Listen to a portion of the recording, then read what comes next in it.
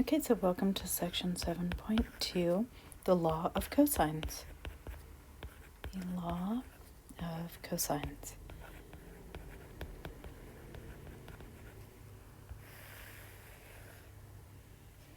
Okay, so let's recall.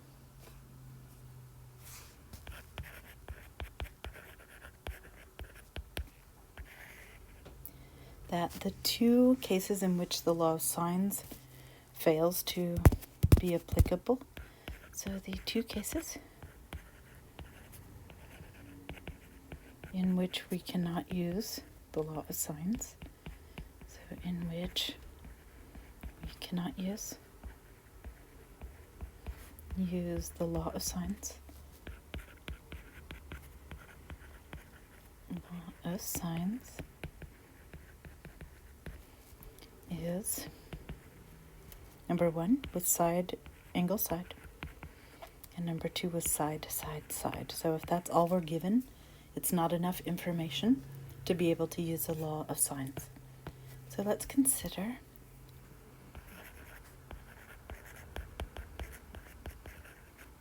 so let's have an x and y coordinate axes. I'm going to focus on the first quadrant. So x and y coordinate axes.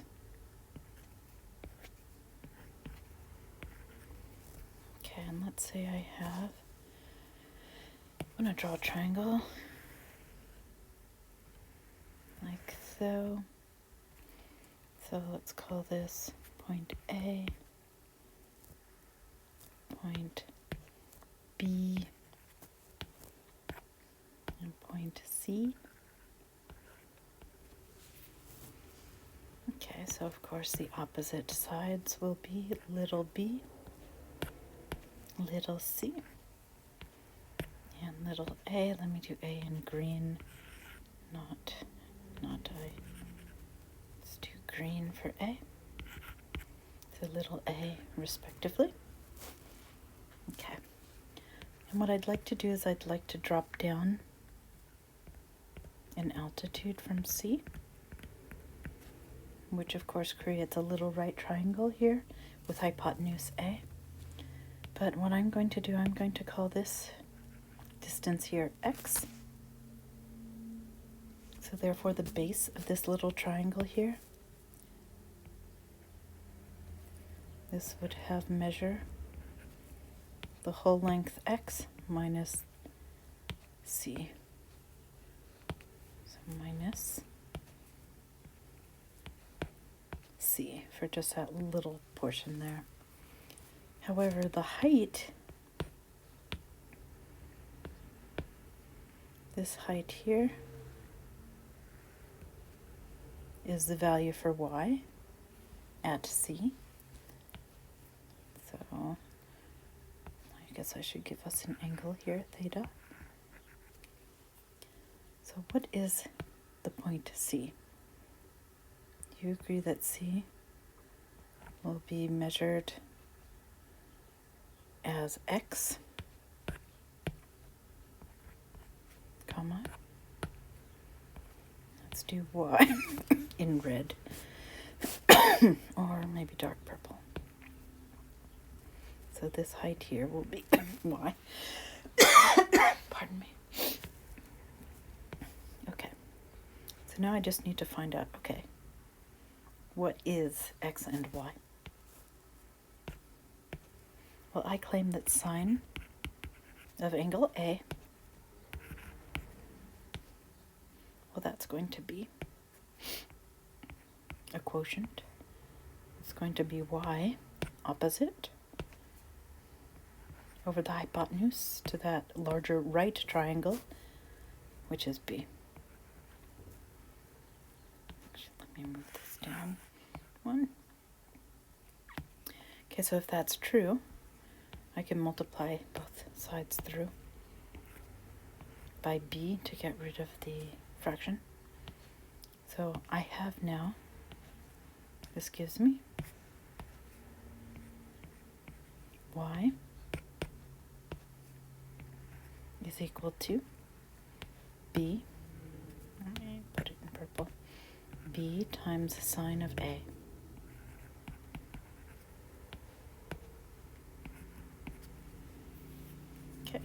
Now let's do the same thing for cosine. So cosine of angle A,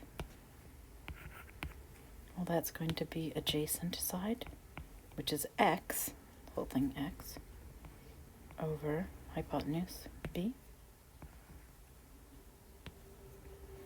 So multiplying through by B, we get that x is going to be little b times cosine of angle A.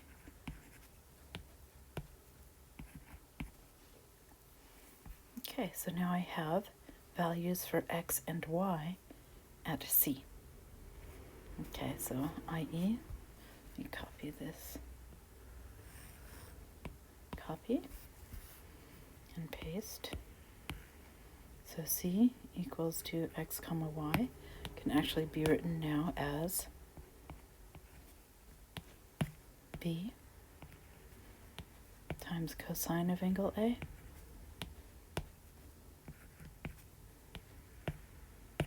comma, for y it's b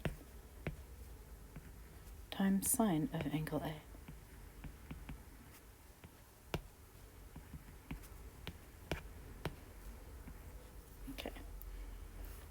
Okay, so now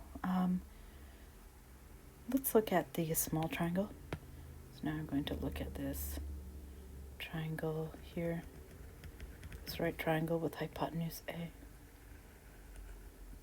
Let's consider that triangle right now. Okay, so small triangle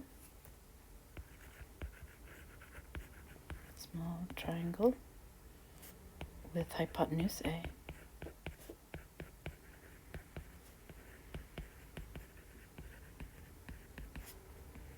Satisfies the Pythagorean theorem, right? So we have hypotenuse is a squared.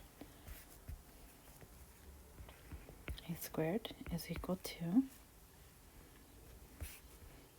the base squared, which is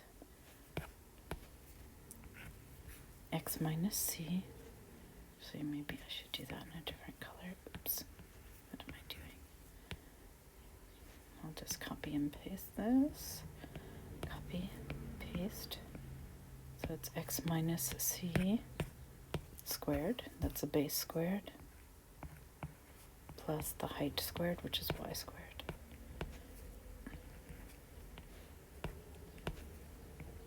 So it satisfies the Pythagorean theorem for that little right triangle on the right. Okay, so we have a squared is equal to, well, what was x? It was b times cosine of angle A, and from which we're subtracting c. Okay, just simply little side c. The little side c was in orange. And then we're squaring that. And we're adding to that the square of y. Well, what was y? It was b times sine of angle A. So that's what we're squaring. Okay, so what do we get? We get that a squared is equal to, so let's square the first guy. So that's b squared times cosine squared of A. Then let's do minus twice the product of the first and the second. So that'll be b times c times cosine of angle A. And then plus the second guy squared. So that's plus c squared. So that's the expansion of the first binomial. So now the second term squared is simply b squared times sine squared of A.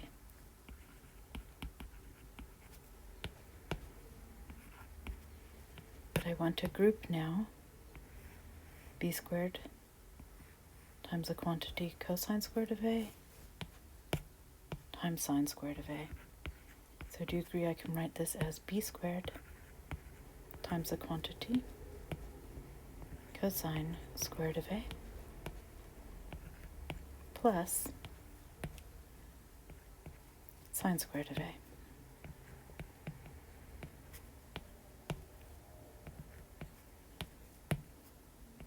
From which I'm subtracting. Let me just copy 2bc and adding. So 2bc cosine of a plus c squared. But of course, what do I know about cosine squared of an angle plus sine squared of an angle? Well, it's equal to 1, right? My main Pythagorean identity. So I claim that this gives me a squared is equal to b squared. Let's do plus c squared. From which I'm subtracting 2bc times cosine of a. Okay. Holy free holy, that was fun. Okay, and what is all that for?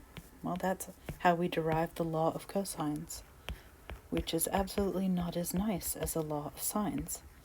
So the law of cosines is kind of a headache, but it's interesting. Okay, so let's let triangle ABC with opposite sides,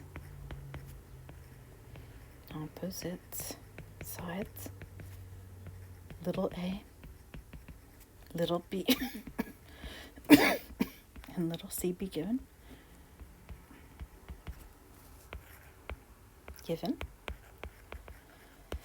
Then we have the following. This is the law of cosines. We either have a squared is equal to b squared plus c squared minus 2bc cosine of angle A, or we have little b squared is equal to little a squared plus little c squared minus 2ac times cosine of angle B, or we have little c squared. And you know that color's not different. Well, no, I guess it's okay. Is equal to little a squared plus little b squared minus 2ab times cosine of angle C.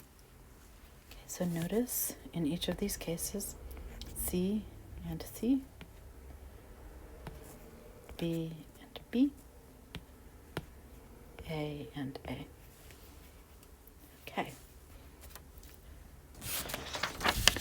So I want to note something that's interesting, and that's the main Pythagorean, you'll see what I'm talking about. So when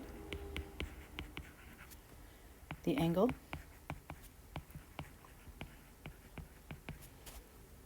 A, B, C is equal to pi over 2, we have, without loss of generality,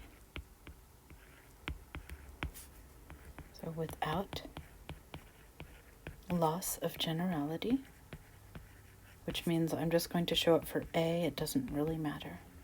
It could be B, it could be C. We have A squared is equal to B squared plus C squared minus 2AB times cosine of pi over 2. Let me make sure it's in the color we see. Okay, so A squared will be equal to, actually I don't need to skip a line. So B squared plus C squared, well, of course, cosine of pi over 2 is 0. So we get A squared is equal to B squared plus C squared, which is the Pythagorean theorem, i.e. the Pythagorean theorem,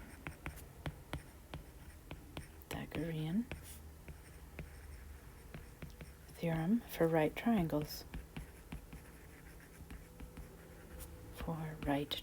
So basically the law of cosines is the more general case of the Pythagorean theorem for any type of triangle, but when it is a right triangle, we get that which we know. Okay, so finally, let's apply this stuff, which is quite miserable, I agree. So, for example, so what are the two cases where we can't use sine again? Side, angle, side, and side, side, side. Okay, so use the law of cosines to solve for the indicated value. So use the law of cosines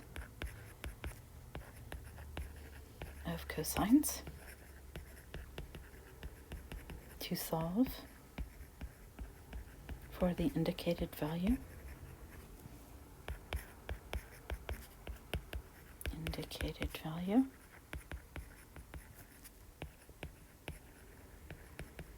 Okay, so number one, let's say we're given that the measure of angle C, so let me actually say given.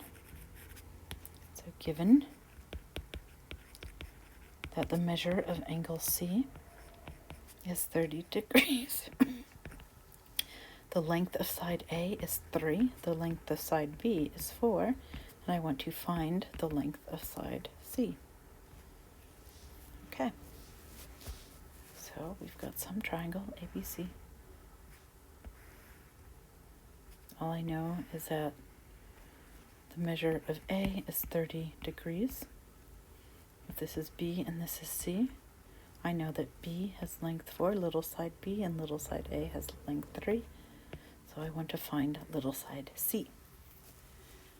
Okay, so this is angle side side. Or is it side? Oh, shoot.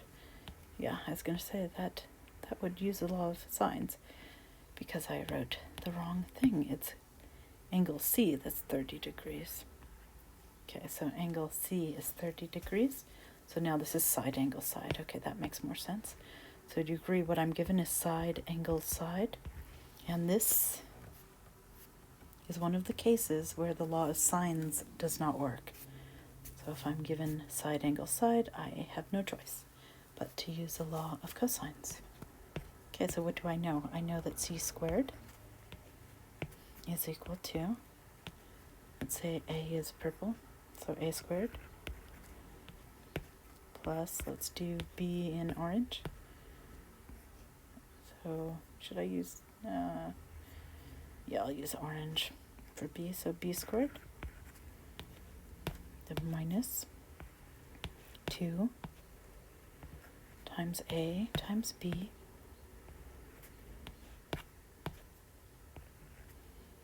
times cosine. Now in this case it's going to be angle C because whatever little variable is here is the same as the angle there. Okay, so let's go ahead and plug this in. So we have little c squared will be equal to A is 3, so 3 squared, plus B is 4, that's 4 squared. Then minus 2 times 3 times 4 times cosine of 30 degrees.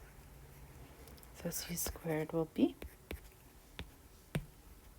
9 plus 16 minus 6 times 4 is 24. So 24, actually let me do that in yellow. And cosine of 30 degrees, that's a longer guy, so that's a square root of 3 all over 2. So 2 goes into 24 12 times. So I get that c squared is going to be 9 and 16 is 25 minus 12 times the square root of 3. So therefore, c will be the square root of 25 minus 12 times the square root of 3. And this is why everybody loves the law of cosines. Okay, so that's one. So let's do one more for this video. So number 2. Let's say we're given that the measure of angle C is 60 degrees. The length of side A is 2, and the length of side B is 4. And once again, let's find the measure of side C. So let's draw a triangle, not that it matters.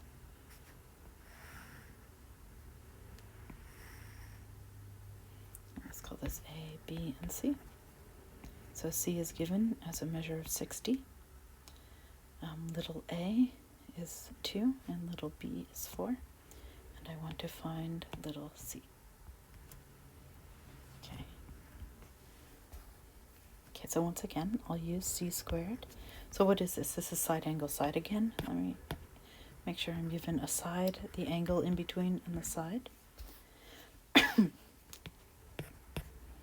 so I have that c squared is equal to, let's do a is, oops, let me write it out first, a squared plus b squared, so minus 2ab, so 2 times a times b times cosine of angle C. Okay, so what do we have? We have that c squared is equal to, pardon me, is equal to 2 squared plus 4 squared, so minus 2 times 2 times 4 times cosine of 60 degrees. Okay, so we have c squared is equal to 4 plus 16 minus 4 times 4 is 16. Cosine of 60 degrees is 1/2. So 2 goes into 16 8 times. So we end up with c squared is equal to 4 plus 8 is 12. So c will be square root of 12 is 2 root 3. Okay, so I'm going to stop here for now, and I'll see you in the next video.